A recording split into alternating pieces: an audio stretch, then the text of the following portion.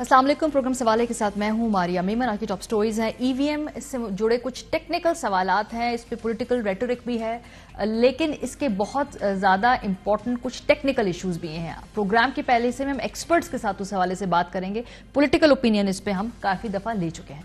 इसके बाद बात होगी कि अदलिया पर कोई दबाव नहीं, ये कहते हैं चीफ जस्टिस ऑफ पाकिस्तान। आज बड़ी एक धुआंधार तकरीर की।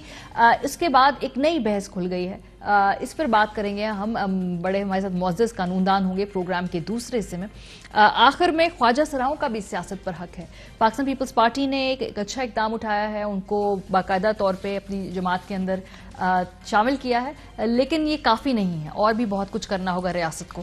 प्रोग्राम का आगाज़ करते हैं। ईद जुड़े कुछ टेक्निकल सवालात जो बार बार माहिरीन की तरफ से उठाए जा रहे हैं, उस पर बात करेंगे। लेकिन पहले हम आपको बताएं कि जी इस हफ्ते जो सबसे बड़ी डेवलपमेंट ये हुई है कि कवानीन पास हो गए।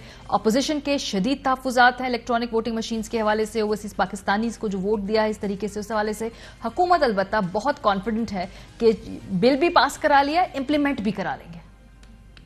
The bill further to amend the Elections Act 2017, the Elections Second Amendment Bill 2021, be forthwith passed, Mr. Speaker, forthwith be passed. All those in favor say aye. All those in say no.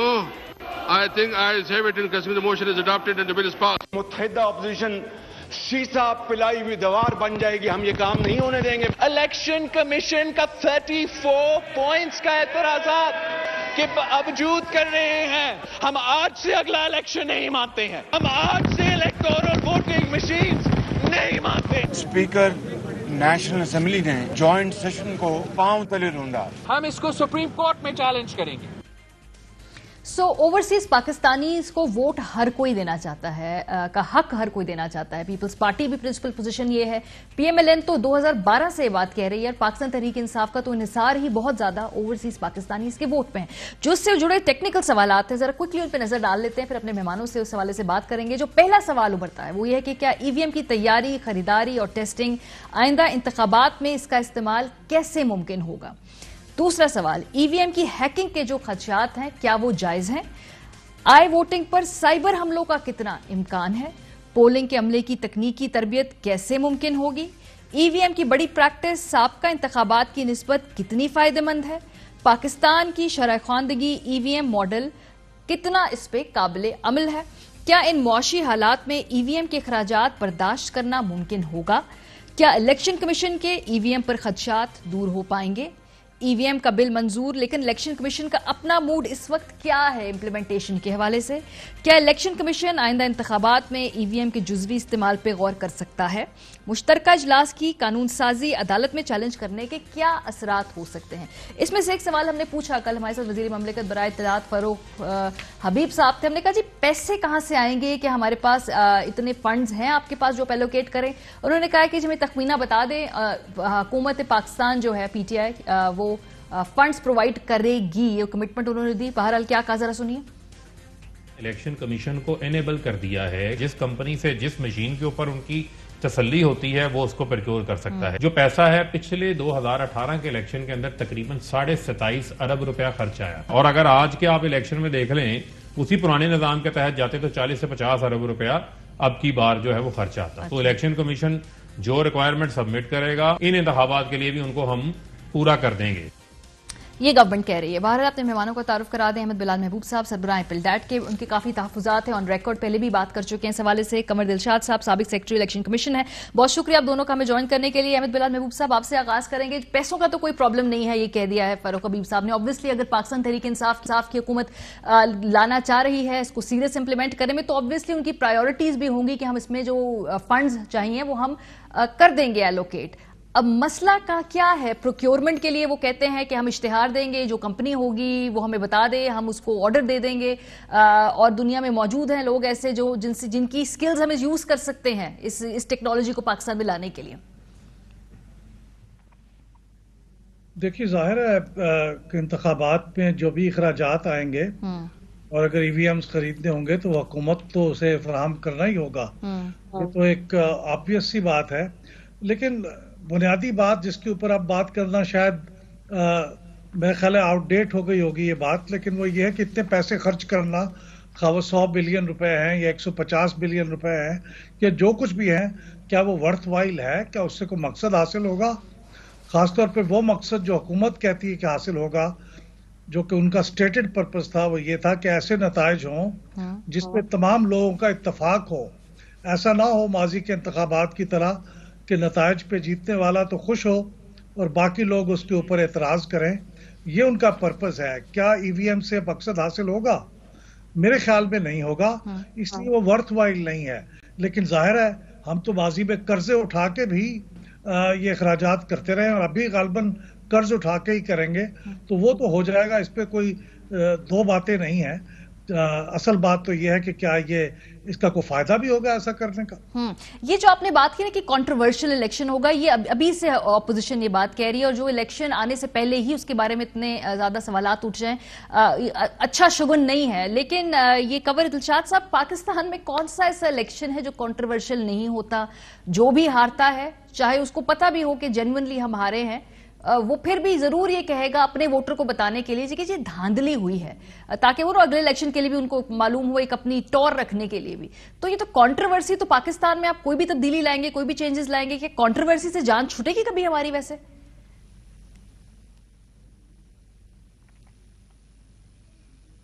جی کنور صاحب.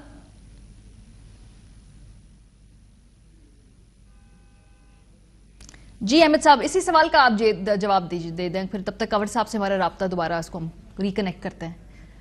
جی دیکھیں، یہ جو controversy ہے نا، اس کی وجوہات کچھ اور ہیں. مرض تو ٹھیک ہے، آپ نے بھی صحیح ڈیٹیکٹ کیا اور حکومت نے بھی صحیح ڈیٹیکٹ کیا کہ ایک پرابلم ہے، لوگوں کا اعتماد نہیں ہے اور لوگ اس پہ شک کا اظہار کرتے ہیں. وہ کیوں کرتے ہیں؟ اس کی وجوہات وہ نہیں ہیں جو ای وی ایم سے ٹھیک ہو سکتی ہوں. اس کی وجوہات کا بڑی وجہ جو ہے وہ تو پری پول ریگنگ ہے. وہ پری پول ریگنگ ایسا معاملہ ہے کہ اب وہ بہت افیکٹو ہو گیا ہے، اس سے ہر چیز بدل جاتی ہے. تو اس کا ظاہر ای وی ایم بیچارے کا کیا رول ہے اس کے اندر. تو جو الیکشن ڈے کے معاملات ہیں وہ اس کا تھوڑا سا حصہ ای وی ایم سے حل ہوگا. یعنی جیسے آپ کے انویلڈ ووٹس ہیں، ضائع ہو جاتے ہیں 3% کے قریب، وہ ای وی ایم سے بچ جائیں گے، وہ ضائع نہیں ہوں گے، وہ کاؤنٹ ہو جائیں گے. یہ اس کا بنیادی فیصلہ تو یہ ہے. اور دوسری بات یہ کہ جو کاؤنٹنگ ہوتی ہے پولنگ سٹیشنز پہ، 1 گھنٹے سے 2 گھنٹے لگ جاتے ہیں اس میں ہر پولنگ سٹیشن پہ، وہ شاید 5-10 منٹ میں 15 منٹ میں ہو جائے گی. یہ وقت کا بچت، مجھے نہیں خبر کہ اس سے ریگنگ کو کتنا فائدہ ہوگا. لیکن جہاں تک ایک اور لوپ ہول ہے، پولنگ سٹیشن سے ریٹرننگ آفیسر کے پاس جو ریزلٹ جاتے ہیں، اکثر اسی کے اندر پرابلم ہوتی ہے. آپ نے ڈسکا میں بھی دیکھا، جی پریزائڈنگ آفیسر ریزلٹ سمیت غائب ہو گئے تھے. اور ریٹرننگ وہ ای وی ایم کیسے حل کرے گا اس کو؟ کیا اس کے لیے کوئی الیکٹرانک ٹرانسمیشن کا انتظام ہوگا؟ یہ تو ابھی تک لا میں نہیں لکھا ہوا. تو یہ ساری باتیں ہیں. سر انہوں نے آپ کو یہ ڈیمو دیا، اس پہ انہوں نے آپ نے سوال یقیناً پوچھے ہوں گے، اس کا تسلی بخش جواب ملا کیونکہ آپ نے مشینیں دیکھی ہیں، آپ نے یہ سوالات پوچھے ہوں گے. جی بالکل، ہم نے پوچھے ہیں. مشین بھی ٹھیک کام کر رہی تھی اور بڑی اچھی مشین بنائی، مطلب دیکھنے میں لگتا ہے کہ ایک اچھی کوالٹی کی مشین ہے. ہمارے سامنے اس کا آپریشن بھی ہوا، وہ بھی اچھا.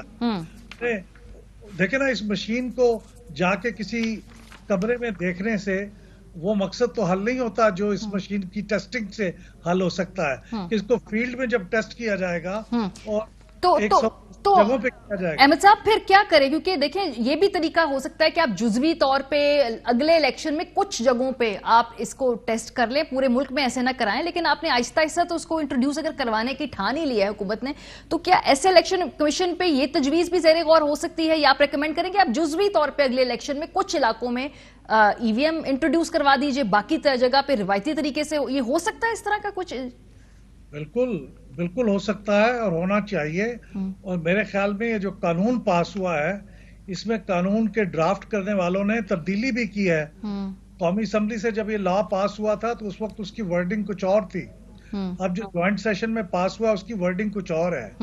اور اس ورڈنگ کے نتیجے میں اب یہ ممکن ہو گیا ہے کہ الیکشن کمیشن لازمی نہیں ہے کہ پورے جنرل الیکشن کے اندر اس کو استعمال کرے. اس کو جزوی طور پہ بھی کر لے گا تو اس قانون کے اوپر امپلیمنٹیشن ہو جائے گی اس کی. اس لیے یہ ممکن ہے، بلکہ یہی ایک عملی طریقہ ہے. ہاں، بیچ کا راستہ میرا خیال ہے جو ایکسیپٹیبل ہے زیادہ وہ یہی ہے جو دونوں جگہ کو ایکسیپٹ ہو. رائٹ، ایک ہی قسط میں تمام 272 کانسٹیچوئنسیز میں یہ کرنا نہ عملی طور پہ ممکن ہے، نہ یہ مناسب ہے.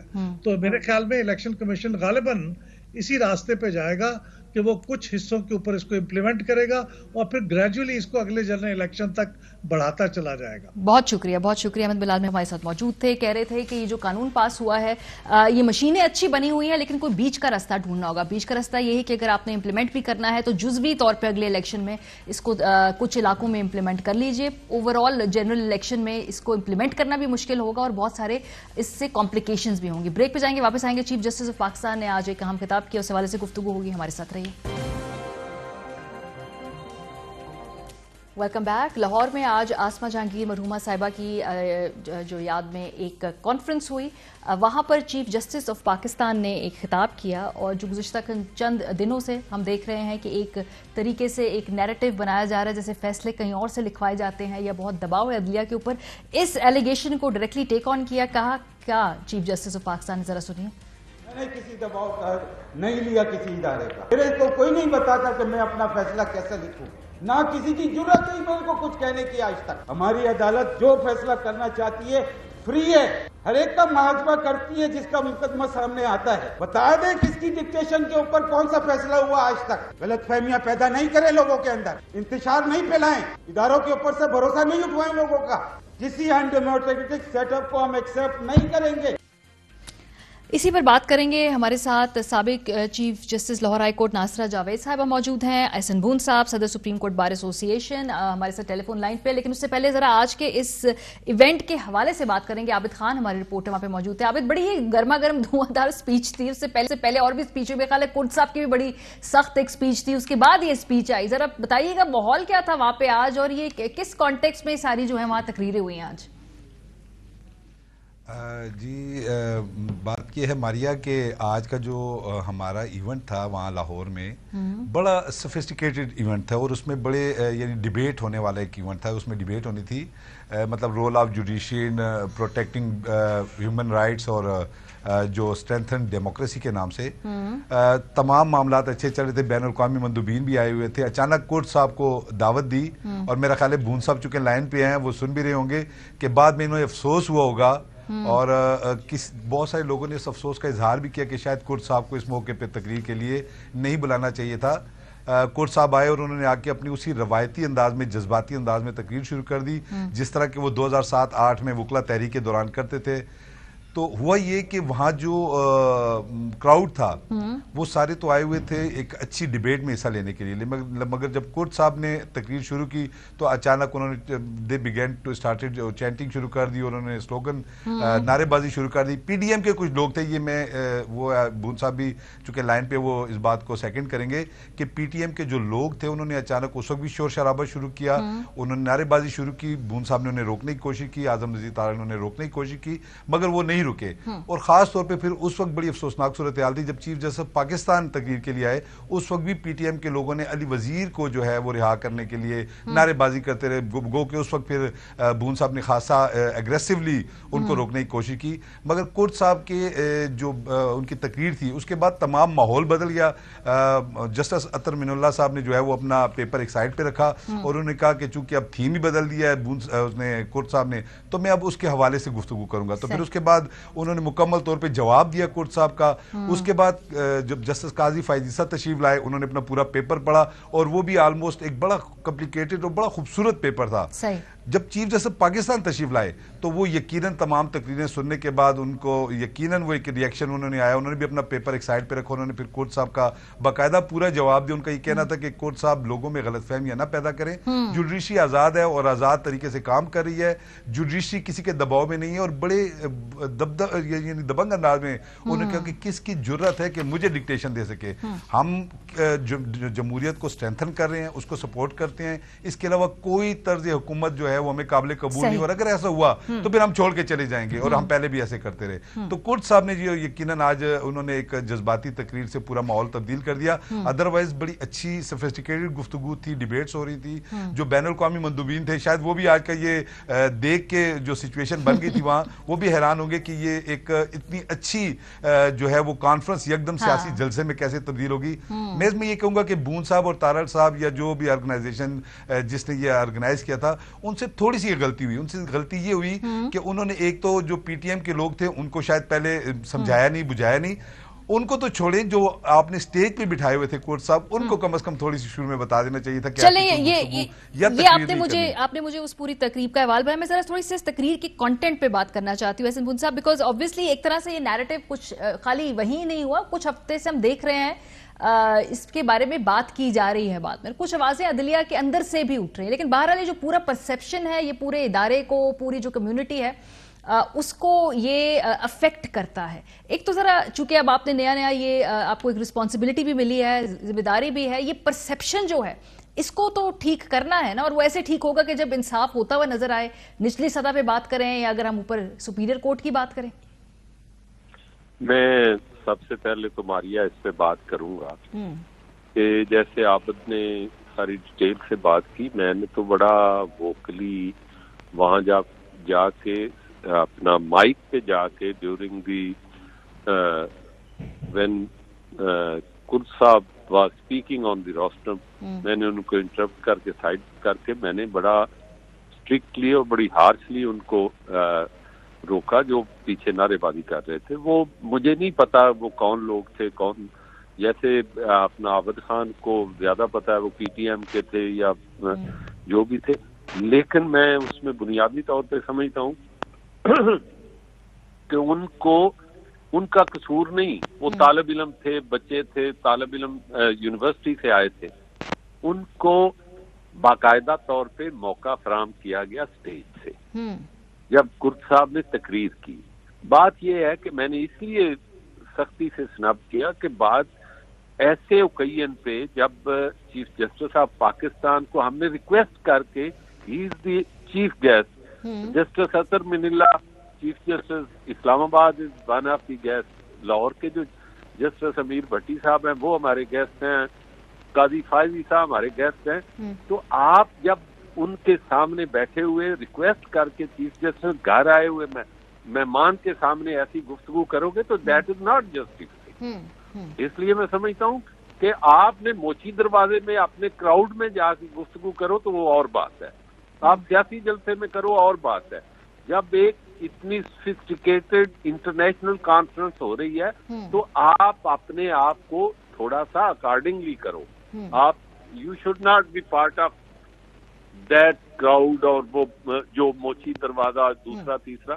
चूंकि जब हम ऐसी कॉन्फ्रेंस पे जाते हैं तो हम जहां इंटेलेक्चुअल्स अपने एक वे फॉरवर्ड के लिए अपनी अपनी बात करते हैं, मुकालमा होता है, उस मुकालमे के नतीजे में एक हम आगे वे फॉरवर्ड के लिए मूव करते हैं। सही। देखे अपना हमारे चीफ जस्टिस, मैं समझता हूँ कि we have all the trust and confidence in our judiciary.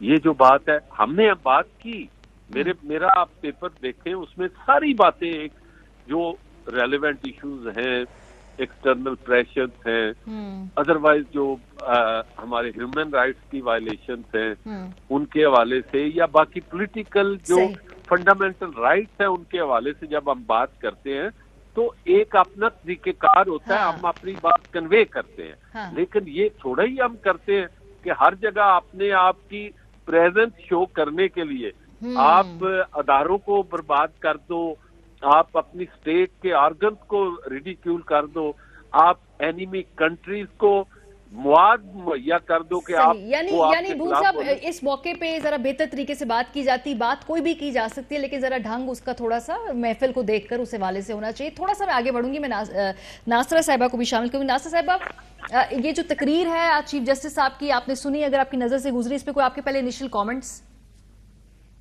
मैं तो समझती हूँ उन्होंने जो तकरीर थी ना वो बिल्कुल मुदल्लल थी और कोई ऐसी बात नहीं मुझे लगी जिससे मैं इख्तिलाफ करूं।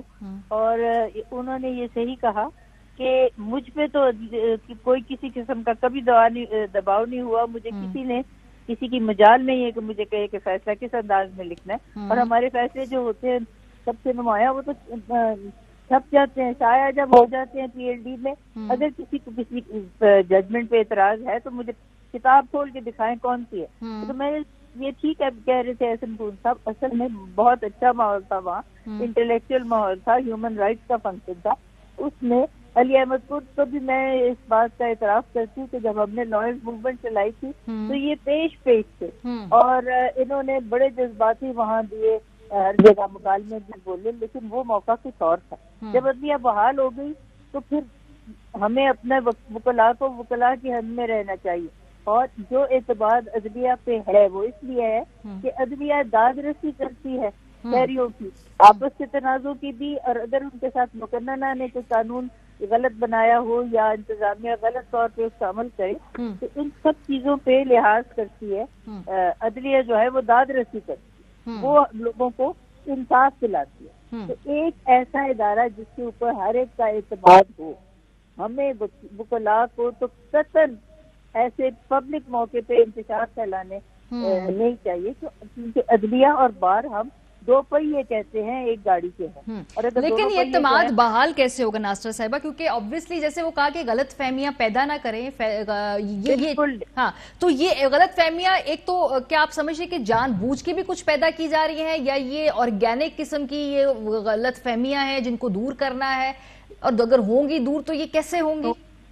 کہ جو علی احمد قرد صاحب ہیں وہ طبیعتاً جذباتی ہیں, ان کو میں نے بہت دفعہ دیکھا, لیکن ہر بات انسان موقع محل دیکھ کے کرتا ہے. اور یہ کچھ 3 مثالیں بتائی گئی تھی کہ جی یہ دیکھیں نا ججوں پہ حملے کیے. میں ان تینوں مثالوں میں سمجھتی ہوں کہ ذاتی کسی کے مقاصد تھے, یا کسی کی کہے میں ریٹائرڈ ججز آئے اور انہوں نے یہ ایسی باتیں کی.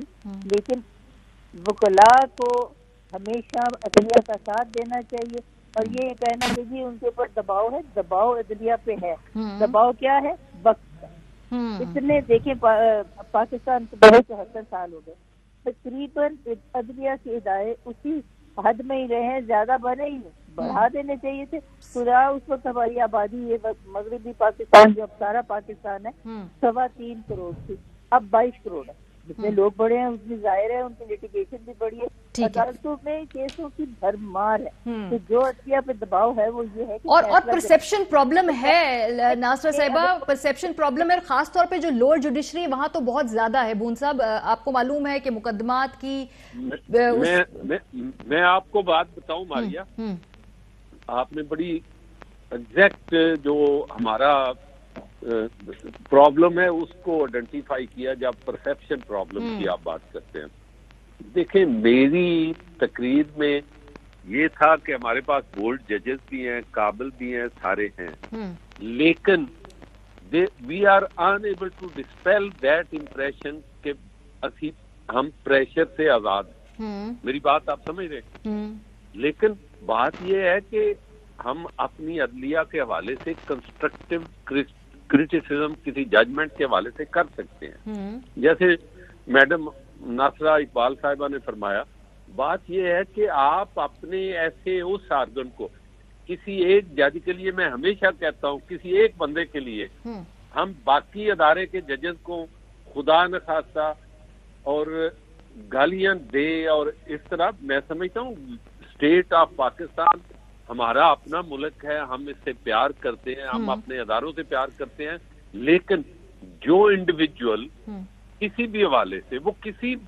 ادارے سے تعلق رکھتا ہو, اگر وہ پبلک سینٹیمنٹ فنڈامنٹل رائٹس کی وائلیشن کرے گا اور جو ہماری سیول رائٹس ہیں اس حوالے سے کوئی وائلیشن ہوگی تو اس کو ہم ایجیٹیٹ کریں گے. ہم ڈیموکریٹک پروسیس کے حوالے سے جب بات کرتے ہیں, اس کو اسٹرینتھن کرنے کی بات کرتے ہیں, تو جب اسمبلی ہماری ہم دیکھتے ہیں کہ وہ اینیمی کنٹری کی طرح ایک دوسرے کے ساتھ بہیو کر رہے ہوتے ہیں, تو ہم اس کو بھی آئیڈینٹیفائی کرتے ہیں. لیکن انفارچونیٹلی آج کے ایونٹ اتنا اچھا ایونٹ ہوا ہے, بہت اچھا ہوا ہے, ود دی ایکسیپشن آف بڑی اسٹیلر لائن اپ تھی, بڑی اسٹیلر لائن اپ تھی, who's who in the legal fraternity, سب لوگ وہاں پہ موجود تھے, میں دیکھ رہی تھی ویژولز, بڑے اچھے پینل تھے اور اس میں بڑی اچھی تقریر بھی, وہ پیچھے ہو گئی, وہ پیچھے ہو گئی اور یہ معاملہ آگے آ گیا. مین پینل اور دوسرے جو مندوبین تھے, اس کے علاوہ جو مین اناگورل فنکشن تھا, اس میں سپریم کورٹ کے ججز, ہائی کورٹ کے ججز, پولیٹیشین, پارلیمنٹیرین, آپ دیکھیں اعظم ندیر تارڑ سینیٹر ہیں PMLN کے, ہی واز دی ماڈریٹر. اسی طرح پیپلز پارٹی کے ہیں عابد ساکی, وہ ہی واز دی ماڈریٹر. اور اسی طرح باقی تمام پولیٹیکل پارٹیز کے لوگ جو ہیں موجود تھے. اب اگلی بات جو میں آپ کو کروں, میری بات میں چلتے چلتے وہ بچے بیٹھے ہوئے تھے, وہ جو تھے وہ کہہ رہے ہیں, پتہ نہیں وہ جو نعرے بازی کر رہے تھے یا جو نعرے بازی کر رہے تھے, ہاں اس وقت محسن بھی تھا. میں نے ان سے کہا کہ بیٹا آپ کو, میں نے اسٹیج پہ یہ کہا کہ ہم اپنے بچوں کو ایسا راستہ نہیں دکھائیں گے. وی آر ہیئر کہ جب ہم نے اپنے بچوں کو یہ نہیں بتانا کہ آپ غلط کر رہے ہو, تو meaning thereby we are not performing our duty. اس لیے کہ اس کا کوئی بھی کانسیکوینس ہو, میں نے تو ہمیشہ ہوا کے رخ کے خلاف ہی سٹینڈ لیا ہے, اور میں آئی بلیو کہ جو میرے اندر کی بات ہے وہ میں کرتا ہوں. صحیح. یہ جو پرسیپشن والی بات کی نا بون صاحب آپ نے, یہی میں ناصرہ صاحبہ سے, کیونکہ میرا آخری سوال ان سے ہوگا. ناصرہ صاحبہ, جو پرسیپشن کی بات ہے نا, ایک تو یہ پولیٹیکل پارٹیز بھی بار بار یہ بات کر رہے ہیں, آپ دیکھ رہے ہوں گے مقدمات چلتے ہیں, اس کے بعد اس میں ہر کسی کو لگتا ہے کہ انصاف ایک مختلف طریقے سے شاید ہونا چاہیے جو گریو پارٹی ہوتی ہے. کچھ جگہوں پہ ایک پولیٹیکل جماعت اگر کچھ اس کو کنسیشن مل جائے کسی فیصلے میں تو دوسری سمجھتی ہے کہ فیصلہ ٹھیک نہیں ہوا, تو اس میں ایک پولیٹیکل سپن اور ٹوسٹ بھی ہوتا ہے فیصلوں کے اندر. اور یہ پرسیپشن کے سوالات تو کبھی کبھی آپ کی فریٹرنیٹی کے اندر سے بھی اٹھائے جاتے ہیں ایفیڈیوٹ جمع کرا کے. اصل میں بات یہ ہے, دیکھیے ہر مقدمے میں ایک فریق نے جیتنا ہے, ایک نے ہارنا ہے, اور جو ہارے گا نا اس نے ضرور کوشش کرنی ہے کہ کسی کے اوپر یہ ذمہ ڈال دے. اور سب سے آسان یہ ہے کہ بری ذمہ کسی کو اور کو ٹھہرانے کے بجائے بری ذمہ باقی ہو جائیں گے اور عدلیہ کو بیچ میں گھسیٹ لیں. حالانکہ یہ بالکل قطعاً ہونا نہیں چاہیے. اور یہ آج کا مجمع تھا, بہت مہذب لوگ تھے سارے, اور مجھے تو اس بات پہ فخر ہے کہ وہاں پہ جو وکیل وکلاء اور نوجوان خواتین وکلاء تھی, 80% مجمع میں میرے شاگرد تھے. 30 سال میں نے قانون پڑھایا ہے. یہاں جب سپریم کورٹ کے جج بنے ہوئے یہ اپنا منصور علی شاہ اور اس کے ساتھ وہ جو ہے منیب, یہ میرے شاگرد رہ چکے. اور میں سمجھتی ہوں کہ پہلی بات میں ان کو سکھاتی ہوں کہ 2 لوگوں کی عزت کرنی. ایک جو آپ کے سامنے جج یا منصف بیٹھا ہے, اور دوسرا اپنا استاد. استاد کی عزت جس نے نہ کی اور منصف کی نہ کی, اس نے ہمیشہ منہ کی کھائی. کیونکہ یہ جو انداز ہے نا, بالکل ابھی صحیح کہا حسن بون صاحب نے, یہ موچی گیٹ تھوڑی تھا. موچی گیٹ میں, اور دیکھیں جب داد رسی کے لیے اگر سب سے چھوٹی عدالت آپ کے خلاف فیصلہ کرتی ہے, آپ ڈسٹرکٹ جج کے پاس جائے, اسے نہیں فیصلہ ہوتا, آپ کی مرضی کا آپ ہائی کورٹ پہ جا سکتے ہیں, آپ سپریم کورٹ پہ. 4 منازل اگر آپ طے کریں گے تو یقیناً شفافیت کے ساتھ آپ کو شفافیت ہونی چاہیے تمام معاملے کے اندر. اور جو پرسیپشن ہے بہرحال پرسیپشن میں لوگ جو ہیں وہ ڈنڈی مار, جی بہرحال, لیکن پرسیپشن جو ہے شفافیت, پرسیپشن آف شفافیت, یہ چیزیں امپورٹنٹ ہیں. بہرحال اس بڑی اہم تقریر تھی آج چیف جسٹس آف پاکستان کی. بریک پہ جائیں گے, واپس آئیں گے تو خواجہ سراؤں کو سیاست کرنے کا, اس میں آنے کا اتنا ہی حق ہے جتنا پاکستان کے کسی اور شہری کو. اس پہ بات کریں گے بریک کے بعد. ہمارے ساتھ رہیے. Welcome back. خواجہ سرا ہمارے ملک کے ایک فعال شہری کے طور پہ زندگی گزارنا چاہتے ہیں. وہ چاہتے ہیں کہ ان کے لیے تمام ہر طرح کی سہولیات ہوں, اپرچونٹیز ہوں. سیاست میں بھی وہ حصہ لینا چاہتے ہیں. وہ چاہتے ہیں کہ ہم ایوانوں میں جائیں اور وہاں پہ جا کے اپنی ریپرزنٹیشن خود کریں.